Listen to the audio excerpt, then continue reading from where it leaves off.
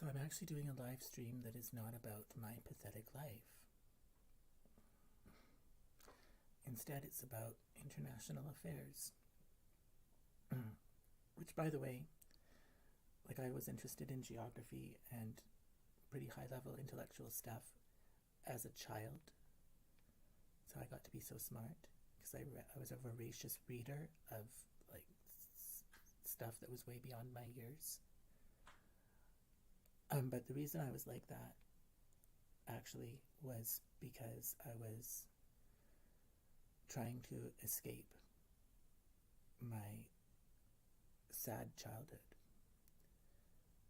Yeah. So intellectualism has been a way for me to escape my life.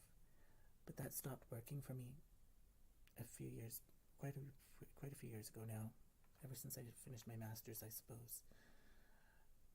Because intellectualism stopped being an escape. It started to actually be a source of pain and sorrow. So that's when I really got screwed. I lost my escape. Well, I found other ones, I suppose. Anyways, this isn't supposed to be about that.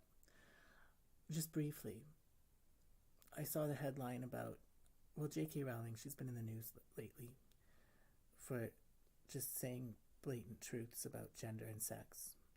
And, but this runs counter to these really tough and really totalitarian and hostile towards freedom type laws, hate speech laws that have been passed in Scotland recently. And I've got a great deal of Scottish ancestry in me. And honestly, when I see these stories about Scotland and their hate speech laws, it makes me ashamed to be Scottish. But I suppose the Germans aren't any better, are they? Both countries have been totally cuckified.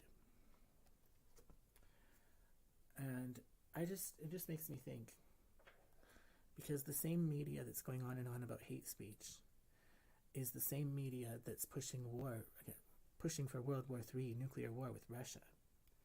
Every day the headlines become more provocative than the last. And doesn't anyone see the irony? So, tough talk for Russia, but extremely fragile sensibilities when it comes to gender and sexuality. That's the media in the West today. It seems like it has multiple personalities. It's either tough or it's weak. But that just makes me think.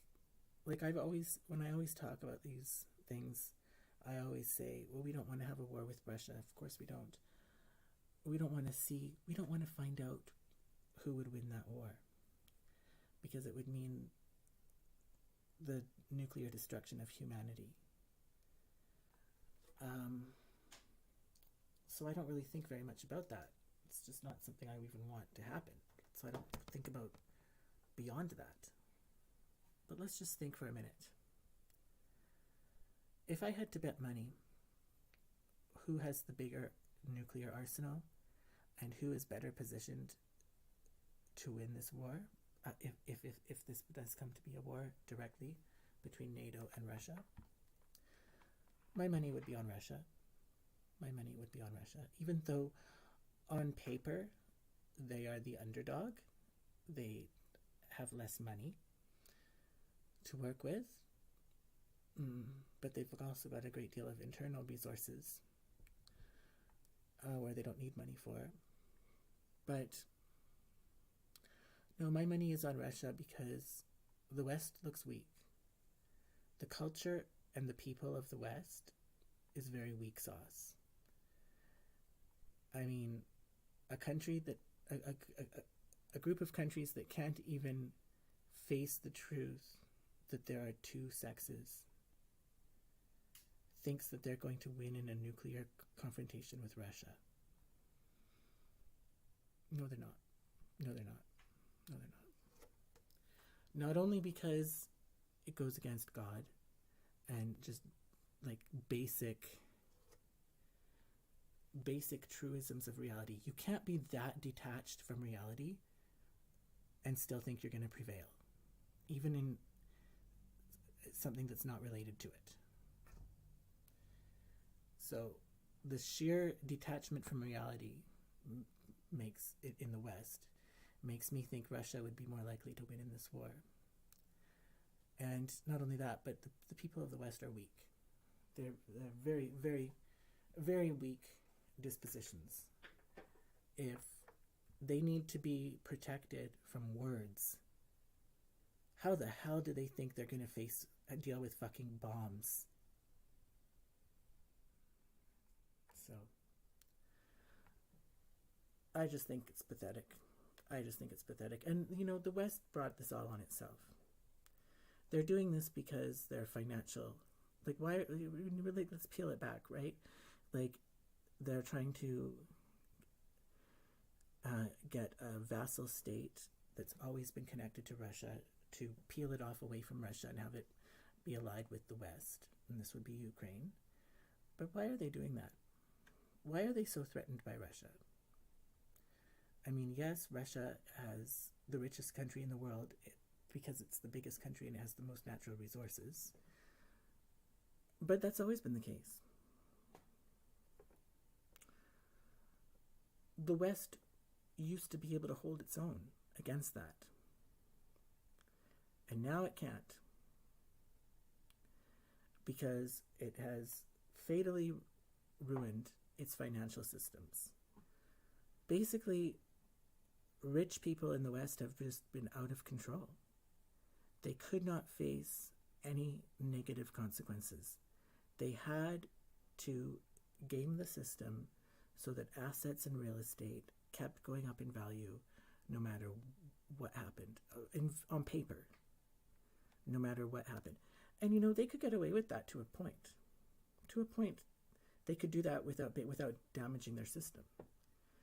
But they've done it for so long, this NERP and ZERP, zero interest rate policy, they've done it for so long that they have done terminal damage to their economies, and then with Russia rising at the same time, they don't stand a chance. So they're threatened by Russia and they want to take it out.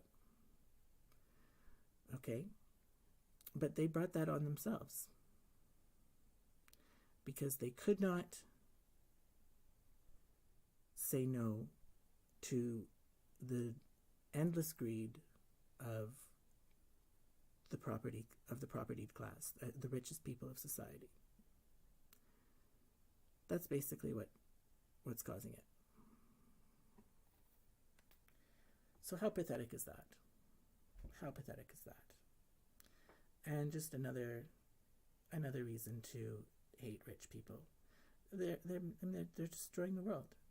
They get to have some of the blame, a huge amount of the blame, if this nuclear war does start. So,